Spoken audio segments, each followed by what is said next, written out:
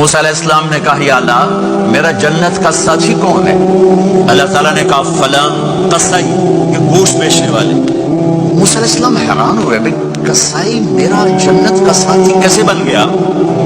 کہے کہ کون ہے؟ کہ فلاں۔ وہ گئے تو ایک قصائیوں کی دکانیں، گوشت بیٹھا چوکڑی مار کے گوشت بیچ رہا ہے۔ جب وہ فارغ ہوا ایک گوشت کا ٹکڑا اس نے تھیلے میں ڈالا اور موسیٰ علیہ السلام بھی پیچھے کہنے کہ میں آ جاؤں، آ جاؤ۔ انہیں آگے گوشت کی بوٹیاں بنا کر ہانڈی پہ چڑھایا، آٹا گوندنے بیٹھا، پھر اس کو نرم ہونے دیا، سالن تیار کیا، روٹی بنائی، تھالی میں پلیٹ میں سجا کر ایک بڑھیا ایسے لیٹی ہوئی، اس کو کہتا ماں جی ماں جی، اس کو اٹھایا، نوالے بنا کے کھلاتا رہا۔